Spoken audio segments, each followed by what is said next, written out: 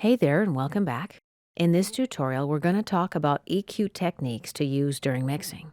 In my last video, we learned about what EQ is, when to use it, and how a parametric equalizer looks and works. We looked at Cubase's built-in 4-band equalizer for each audio track and talked about the controls. In this tutorial, we're going to apply EQ to a song during the mixing process. Remember what the goals of EQ during mixing are? You apply it to make a part stand out, to increase clarity, to emphasize, to avoid conflict. You can also use it to troubleshoot, to reduce noise or hissing. Often, this is what a band pass filter is used for. You set it with a very narrow Q, identify the frequency of the noise through a technique called sweeping or a spectrogram analysis, and then adjust to filter in or out that band. Also, generally, unless we're at the ends of the frequency spectrum, we make adjustments in bands. When we're at the bottom or the top, it's common to adjust with a shelf or filter that cuts out noise and hiss. A low-pass filter is used at the top of the frequency spectrum to filter out hiss. A high-pass filter is used at the bottom to, for example, filter out low-level buzz. We're going to be looking to see if any of my tracks have a unique frequency range, remembering that each sound, each instrument track or vocal has a fundamental frequency and many overtones. Applying EQ to the fundamentals isn't necessarily the best strategy, especially if it's a low sound. Adding more lows can increase any muddy feelings. There's a few things we're going to be looking for in each track: presence, fullness and muddiness, clarity and hiss, bottom and body. Our strategy is going to be listen first. Don't use presets. We need to listen first, then sweep for any trouble areas. Consider reductions before increases. Reduce in narrow bands and only if necessary to eliminate some boominess or harshness. Increase in broad bands, but not apply too much EQ lest we create unwanted artifacts, unpleasant resonances when other tracks aren't muted, or an overall too high level of gain that makes our output meters clip. I'm going to take a song from one of my previous albums. I've made some rough volume adjustments, but basically this song is completely unmixed and wasn't recorded with any effects, either hardware or software. My tracks consist of bass, so there's lows and mid-lows there to manage. Piano, obviously a mix of frequencies, but I want the piano to be bright because the fundamentals of my arrangement for the piano sit a bit low, and it needs to ring out on top of the bass and strings. The strings we need to give fullness and body. We need to make sure these aren't conflicting with the bass or too buzzy. The sax and the vocals occupy some of the same fundamentals, but they don't conflict temporarily.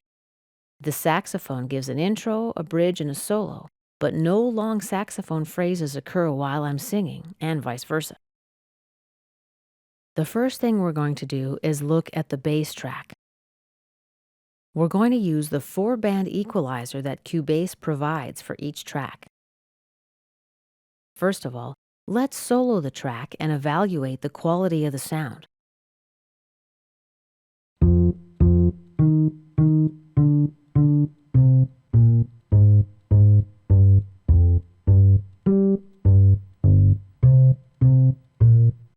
So in my humble opinion, the sound could be quite a bit more vibrant. We could get rid of some buzz and remove some of that dullness.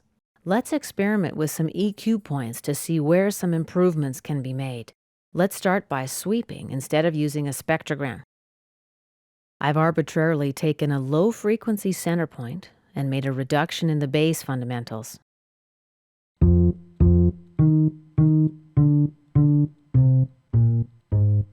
Reduction does the opposite of what we need. It makes the sound more dull, less present.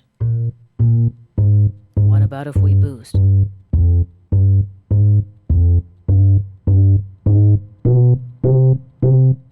Whoa, if we boost too much, we get buzz and rumble, and we clip the output meter.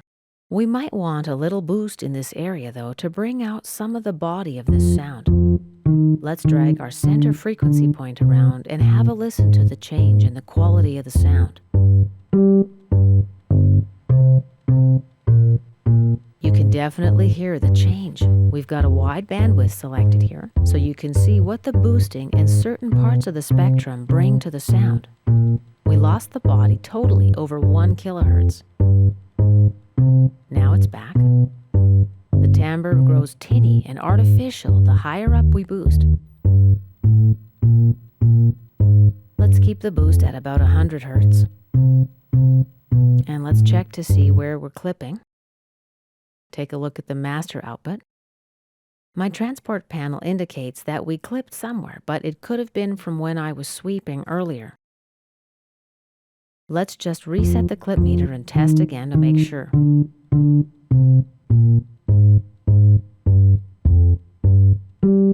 This is the Cubase mixer window.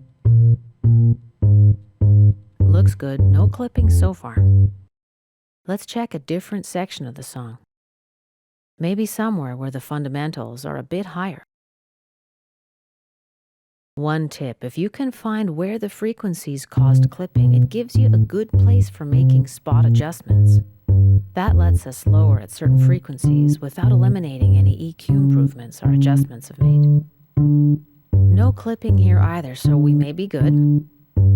Let's have a listen for blend and for clipping with all the tracks unmuted now.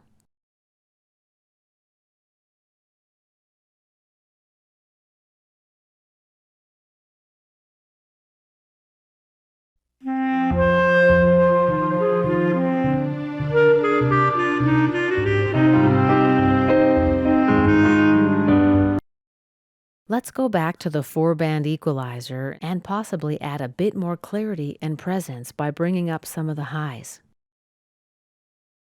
Remember, our bandwidth was pretty wide for that boost, and that gave us a really gradual bass boost. Let's add a point at the bottom and experiment with it.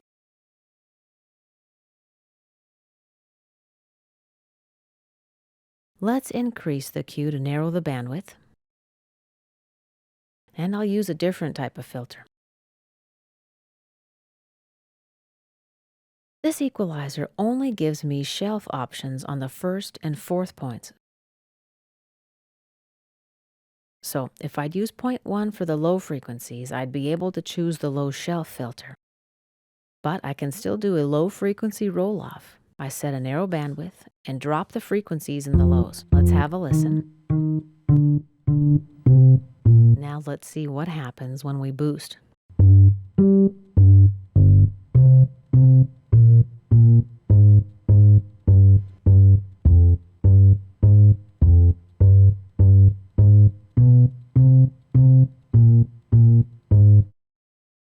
By reducing here, I've done a tight roll-off of low frequencies.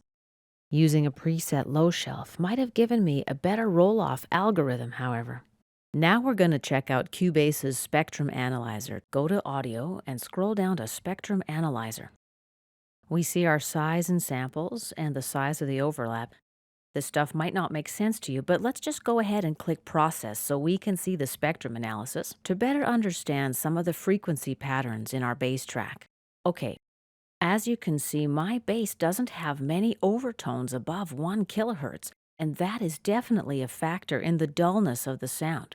Let's make a bit of room and adjust the scale to zoom in a little bit. I'll just enter a value manually for that, 3000 hertz, and press Enter. So that's the x-axis range. As you can see, my frequencies are pretty low. We could use some boost in the mids and upper mids. You might remember from the frequency response table we saw earlier on that the bass has fundamentals ranging from 41 hertz to 294 hertz, but its overtones go up to 5 kilohertz. So the fact that my overtones only go up to 1 kilohertz indicates that this sound could have much more clarity and sparkle. We definitely could use a little boost there. We're going to have to watch it because any boost there will resonate with my vocal fundamentals and primary overtones, and this could cause buzzing and clipping pretty quickly.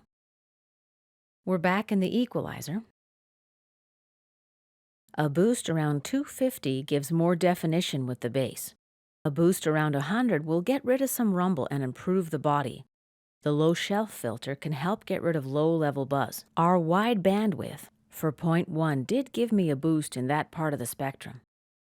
I don't want to tinker too much with this yet because I've got to listen to this track to see how it blends in, not only with the mix, but with the other low-lying instruments, like the left-hand notes in the piano and strings. I need to solo both the piano and bass and the bass and strings to check this out. Let's set a third EQ point higher up in the spectrum, setting our center frequency at a little over 1 kilohertz. We want a wide band for boosting here. Let's listen while we sweep. What I'm going to do is boost it too much to see what happens when you overshoot. Oops, for some reason I ended up using 0.4 for this rather than 0.3. Let's deactivate 4 for now and bring in 3. I want to save 4 for any low pass needs I might have. I'm going to play around with 0.3 while we're listening. With a big boost, the sound gets tinny, buzzy. It's more clear lower down. But let's get a broader bandwidth to see if that'll reduce some of the additional artificiality that I hear now.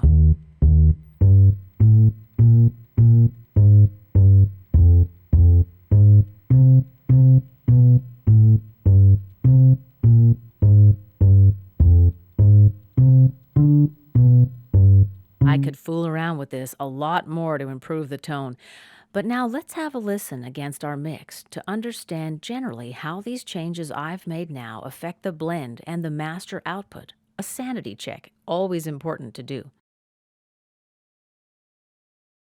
I do have some indication of clipping. Could have been while I was demonstrating that overshoot.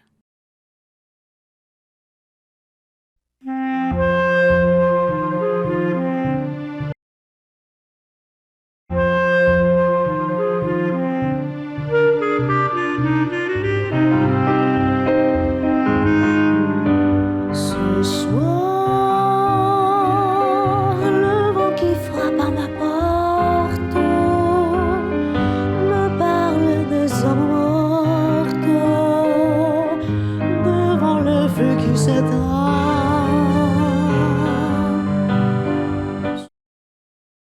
I also see a clip on the master output. It's possible that a fader reduction on the bass would get rid of the clipping. I'd have to cycle through the bit that clipped to check it out. It's better to reduce the EQ, however. My next steps at this point would be to listen to the bass against the low-lying instruments, strings and piano. I could check their spectrum analytics to see where they lie, where they need some help too. For example, I can add body to a piano by increasing the EQ a little around 175 Hz and decrease any booming bass by rolling off lower than that. Then, after I've checked a track against the other, I want to listen to the overall mix.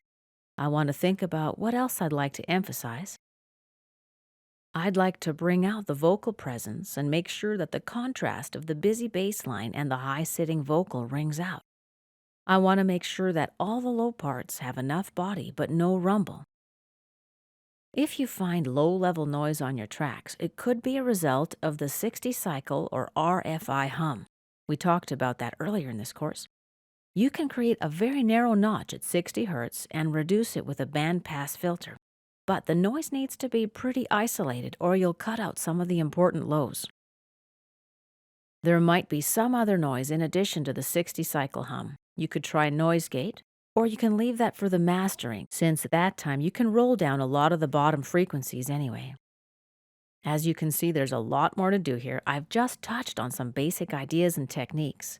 It's critical that you take the time to fish and sweep, looking for where improvements can be made.